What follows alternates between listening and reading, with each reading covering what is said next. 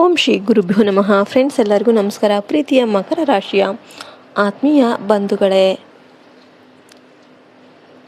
ನಮ್ಮ ಚಾನಲ್ಗೆ ನಿಮಗೆಲ್ಲರಿಗೂ ಕೂಡ ಆತ್ಮೀಯ ಸ್ವಾಗತ. ಇಂದು ನಾವು ರಾಶಿ ಚಕ್ರದ ಅತ್ಯಂತ ಶಿಸ್ತುಬದ್ಧ ಮತ್ತು ಕಠಿಣ ಪರಿಶ್ರಮಿ ರಾಶಿಯಾದ ಮಕರ ರಾಶಿಯ ಬಗ್ಗೆ ಮಾತನಾಡಲಿದ್ದೇವೆ. ಮಕರ ರಾಶಿಯವರು ಅಂದರೆ ಶೂನ್ಯದಿಂದ ಸಾಮ್ರಾಜ್ಯವನ್ನು ಕಟ್ಟುವವರು. ಆದರೆ ಏಪ್ರಿಲ್ 18 ಶನಿವಾರ ಸಂಜೆ 5 ಗಂಟೆ ನಂತರ ನಿಮ್ಮ ಜೀವನದಲ್ಲಿ ಒಂದು ಅನಿರೀಕ್ಷಿತ ತಿರುವು ಅನ್ನೋದು ಬರುತ್ತೆ. ಕೇವಲ ಒಂದು ಫೋನ್ ಕಾಲ್ ನಿಮ್ಮ ಮುಂದಿನ ಭವಿಷ್ಯದ ಬಾಗಿಲನ್ನು ತೆರೀಬಹುದು ಅಥವಾ ನಿಮ್ಮನ್ನು ದೊಡ್ಡ ಪರೀಕ್ಷೆಗೆ ಒಡ್ಡಬಹುದು. ಸಂಜೆಯ ನಂತರ ಬರಲಿರುವ ಆ ಫೋನಿನ ರಹಸ್ಯ ಏನು?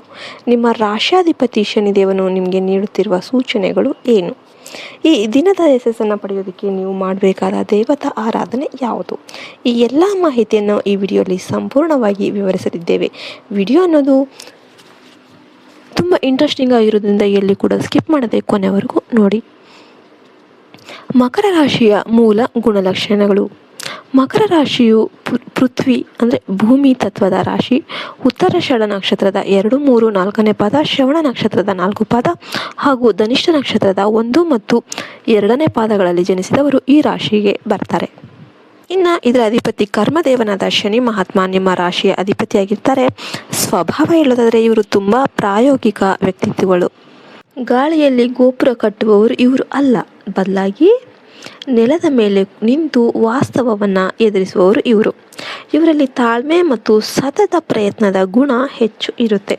ದೌರ್ಬಲ್ಯ, ಅತಿಯಾದ ಕೆಲಸದ ಒತ್ತಡ ಮತ್ತು ಒಂಟಿತನ ಇವರನ್ನು ಕಾಡಬಹುದು. ಇವರು ತಮ್ಮ ಭಾವನೆಗಳನ್ನು ಹೊರಹಾಕೋದಕ್ಕೆ ಹಿಂಜರಿತಾ ಇರ್ತಾರೆ ಮತ್ತು ಕೆಲವೊಮ್ಮೆ ಅತಿಯಾದ ನಕಾರಾತ್ಮಕ ಆಲೋಚನೆಗಳಿಗೆ ಬಲಿಯಾಗ್ತಾರೆ. ಏಪ್ರಿಲ್ 18ರ ಗ್ರಹಗತಿಗಳ ವಿಶ್ಲೇಷಣೆ. ಏಪ್ರಿಲ್ 18ರಂದು ಮಕರ ರಾಶಿಯ ಮೇಲೆ ಗ್ರಹಗಳ ಪ್ರಭಾವ ಹೀಗೆ ಇದೆ. ಶನಿಯ ಸ್ಥಿತಿ.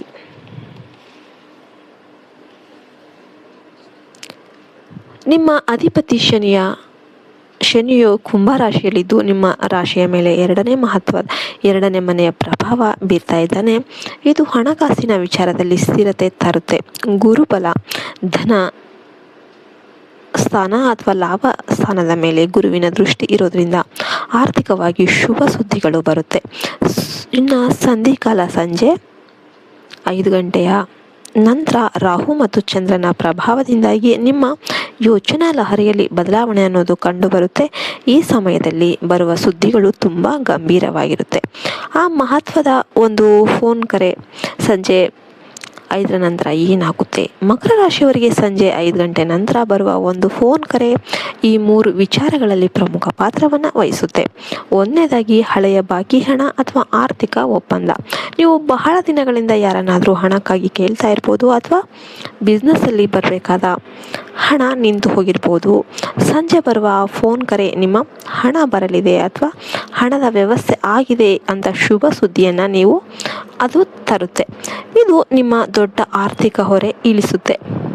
ಇನ್ನು ಎರಡನೇದಾಗಿ ವೃತ್ತಿ ಜೀವನದ ಹೊಸ ತಿರುವು. ಉದ್ಯೋಗದಲ್ಲಿರುವ ಮಕರ ರಾಶಿಯವರಿಗೆ ಸಂಜೆ ಒಂದು ಫೋನ್ ಕಾಲ್ ಬರಬಹುದು. ಇದು ನಿಮ್ಮ ಹಳೆಯ ಕೊಲೀಗ್ ಆಗಿರ್ಬೋದು ಅಥವಾ ಪಾಸ್ ಆಗಿರ್ಬೋದು. ಒಂದು ಹೊಸ ಪ್ರಾಜೆಕ್ಟ್ ಅಥವಾ ಉತ್ತಮ ಸಂಬಳದ ಆಫರ್ ನಿಮ್ಮ ಮುಂದೆ ಬರುತ್ತೆ. ಆದರೆ ಇದನ್ನು ಒಪ್ಪೋದಕ್ಕೆ ಮೊದಲು ಹಳೆಯ ಸಂಸ್ಥೆಯ ನಿಯಮಗಳನ್ನು ಒಮ್ಮೆ ನೀವು ಗಮನಿಸಬೇಕಾಗುತ್ತೆ. ಮೂರನೇದಾಗಿ ಕುಟುಂಬದ ಜವಾಬ್ದಾರಿಯ ಬಗ್ಗೆ ಮಾಹಿತಿ. ಮನೆಯ ಹಿರಿಯರಿಂದ ಅಥವಾ ಒಡ ಹುಟ್ಟಿದವರಿಂದ ಒಂದು ಅನಿರೀಕ್ಷಿತ ಕರೆ ಬರಬಹುದು. ಯಾವುದೋ ಒಂದು ಆಸ್ತಿ ವಿಚಾರ ಅಥವಾ ಮನೆಯ ಶುಭ ಕಾರ್ಯದ ಒಂದು ನಿರ್ಧಾರದಲ್ಲಿ ನಿಮ್ಮ ಸಲಹೆಯನ್ನು ಕೇಳಬಹುದು. ಮಕರ ರಾಶಿಯವರು ಕುಟುಂಬದ ಆಧಾರ ಸ್ತಂಭ ಆಗಿರೋದ್ರಿಂದ ಈ ಕರೆಯು ನಿಮಗೆ ಹೆಚ್ಚಿನ ಜವಾಬ್ದಾರಿಯನ್ನು ತರುತ್ತೆ. ವೃತ್ತಿ ಮತ್ತು ಆರ್ಥಿಕ ಸ್ಥಿತಿ. Career and finance. ಉದ್ಯೋಗಸ್ಥರಿಗೆ ಇಂದು ಕಚೇರಿಯಲ್ಲಿ ಕೆಲಸದ ಒತ್ತಡ ಹೆಚ್ಚು ಆಗ್ಬೋದು, ಆದರೆ ನಿಮ್ಮ ಶ್ರಮವನ್ನು ಮೇಲಾಧಿಕಾರಿಗಳು ಗಮನಿಸ್ತಾರೆ. ಸಂಜೆ 5ರ ನಂತರ ಬರುವ ಫೋನ್ ಕರೆ ನಿಮ್ಮ ವೃತ್ತಿ ಜೀವನಕ್ಕೆ ಹೊಸ ವೇಗವನ್ನು ನೀಡುತ್ತೆ. ವ್ಯಾಪಾರಸ್ಥರಿಗೆ ಹಣಕಾಸಿನ ಹರಿವು ಸಾಧಾರಣವಾಗಿರುತ್ತೆ, ಆದರೆ ಸಂಜೆ ಬರುವ ಮಾಹಿತಿ ಆಧಾರದ ಮೇಲೆ ಹೊಸ ಹೂಡಿಕೆಗೆ ಪ್ಲ್ಯಾನ್ ಮಾಡಬೇಡಿ. ಶನಿದೇವನ ಪ್ರಭಾವ ಇರೋದ್ರಿಂದ ನಿಧಾನಗತಿಯ ಪ್ರಗತಿಯೇ ನಿಮಗೆ ಹಿತಕರವಾಗಿರುತ್ತೆ. ಇನ್ನು ಕುಟುಂಬ ಮತ್ತು ಆರೋಗ್ಯ. Family and health. ಕುಟುಂಬ ಸಂಗಾತಿಯೊಂದಿಗೆ ಸಣ್ಣ ಪುಟ್ಟ ಭಿನ್ನಾಭಿಪ್ರಾಯಗಳಿದ್ದರೆ ಸಂಜೆ ಮಾತಿನ ಮೂಲಕ ಬಗೆಹರಿಸಿಕೊಳ್ಳಿ.